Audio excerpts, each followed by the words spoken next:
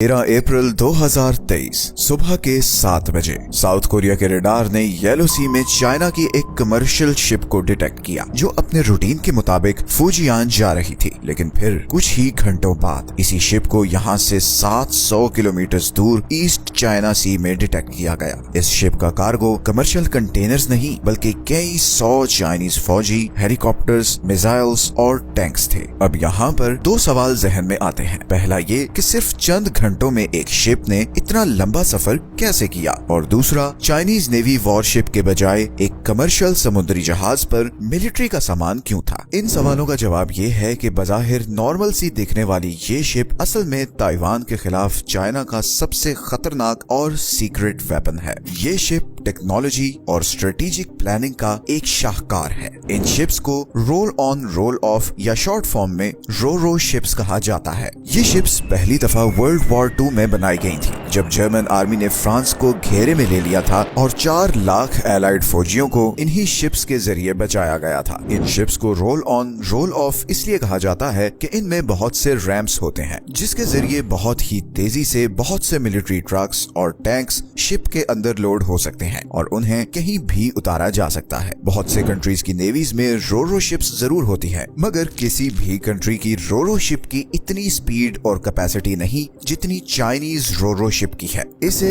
Bohai हैंगडा कहते हैं। इस एक चाइनीज शिप में 300 के करीब टैंक्स या ट्रक्स लोड हो सकते हैं और सिर्फ चंद घंटों में किसी भी साहिल या पोर्ट पर इन्हें ऑफलोड किया जा सकता है। तो ताइवान पर अटैक की सूरत में ये शिप बहुत ही इंपॉर्टेंट रोल प्ले कर सकती है। सबसे पहले तो क्योंकि देखने में ये बिल्कुल कमर्शियल शिप जैसी होती है तो ताइवान की आर्मी एक कंफ्यूजन में रहेगी कि कहीं वो गलती से चाइना की किसी सिविलियन शिप को ना हिट कर दे, और दूसरा ये शिप्स ताइवान के किसी भी किनारे पर सिर्फ चंद घंटों में चाइना के कई हजार फौजी, टैंक्स और इवन हेलीकॉप्टर्स उतार सकती है। तो एक तरफ चाइना की नेवी ताइवान को वेस्टर्न बॉर्डर पर एंगेज किए होगी और दूसरी तरफ इन रो शिप्स की मदद से चाइना ताइवान के अंदर घुसकर आसानी से उसका कंट्रोल ले सकेगा। लेकिन क्या ताइवान पर अटैक करना और उस पर कब्जा करना चाइना के लिए इतना ही आसान है? अगर इतना ही आसान है तो अभी तक चाइना ने ऐसा किया क्यों नहीं? किस चीज ने चाइना को रोका हुआ है? इसका जवाब है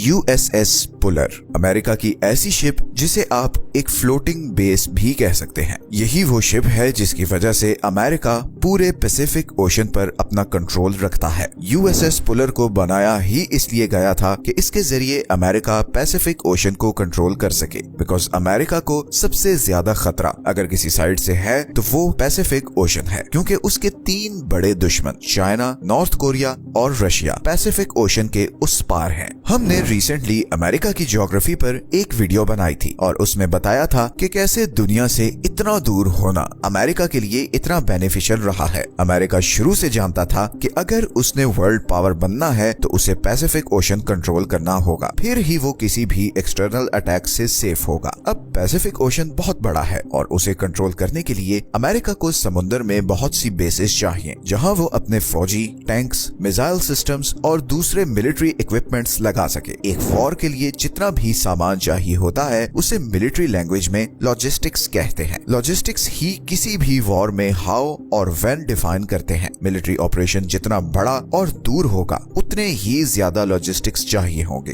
कोल्ड वॉर में जब यूएस सोवियत टेंशन पीक पर थी तब अमेरिका ने किसी भी सोवियत अटैक से बचने के लिए यूरोप में इटली से लेकर जर्मनी तक इंटरकनेक्टेड बेसेस बनाए ताकि अगर सोवियत यूनियन की तरफ से अटैक हो तो अमेरिकन मिलिट्री इन लॉजिस्टिक्स के जरिए यूरोपियन आर्मी के साथ मिलकर सोवियत को पीछे धकेल सकें। कोल्ड वॉर के बाद वेस्टर्न साइड पर पैसिफिक ओशन ने यूरोप की जगह ले ली है। चाइना, नॉर्थ कोरिया और रशियन इन्फ्लुएंस को रोकने के लिए अमेरिका ने इधर जापान, साउथ कोरिया और फिलीपींस में मिलिट्री बेसेस बनाई हुई हैं। फिर इधर गुआम और हवाई में भी अमेरिका की मिलिट्री बेसेस हैं। लेकिन इन सब बेसेस के बीच बहुत डिस्टेंस है क्योंकि पैसिफिक ओशन बहुत बड़ा है और इस डिस्टेंस की वजह से अमेरिका के लिए ताइवान या साउथ कोरिया तक लॉजिस्टिक सपोर्ट पहुंचाना बहुत मुश्किल है। इसी का तोड़ करने के लिए ये शिप्स बनाई गईं, जिन्हें ESB मतलब एक्सपेडिशनरी सी बेसिस या फ्लोटिंग बेसिस भी कहा जाता है। ESB कितनी कितनी पावरफुल और बड़ी होती हैं, इसका अंदाजा इससे लगाएं कि एक एयरक्राफ्ट कैरियर को अगर समुद्री एयरबेस कहा जाता है तो ESB को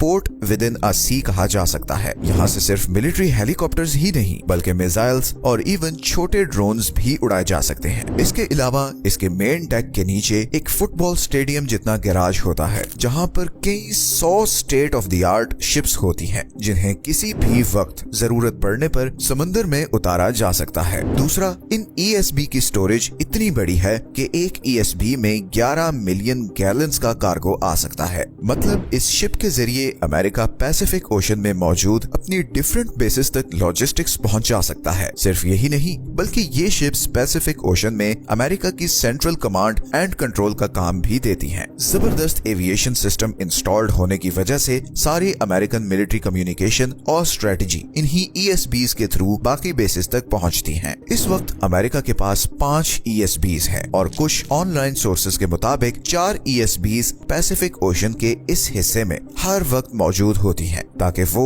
ईस्टर्न एशिया में अपनी बेसिस और अपने दुश्मनों पर कड़ी नजर रख सकें। और इसीलिए चाइना के लिए ताइवान पर स्ट्रेट अवे अटैक करना और उस पर कब्जा करना इतना आसान नहीं। लेकिन सिर्फ ये ESBs ही नहीं बल्कि कुछ और बहुत ही इंटरेस्टिंग जियोपॉलिटिकल और जियोग्राफिक फैक्टर्स भी हैं जिनकी वजह से चाइना के लिए ताइवान का कंट्रोल लेना इतना आसान नहीं। दुनिया की सबसे बड़ी आर्मी को एक छोटे से आइलैंड का कंट्रोल लेने से आखिर क्या चीज रोके हुए है? जाहिर है सिर्फ ये 4 ESBs तो दुनिया की सबसे बड़ी और एडवांस्ड आर्मी को नहीं रोक सकती। यकीनन कुछ और ऐसे फैक्टर्स भी हैं जिन्होंने चाइना ताइवान कॉन्फ्लिक्ट को इतना कॉम्प्लेक्स बनाया हुआ है। चाइना ताइवान पर अटैक क्यों नहीं कर रहा, इस पर हमने ये 2 वीडियोस बनाई हैं जिसमें इस सारे इश्यू को जियोग्राफिकली और हिस्टोरिकली एक्सप्लेन किया है। ये 2 वीडियोस चाइना ताइवान कॉन्फ्लिक्ट पर आपकी सारी कंफ्यूजन दूर कर देंगी और आप इस पर भी क्लियर हो जाएंगे कि चाइना ताइवान वॉर कब या कैसे होगी।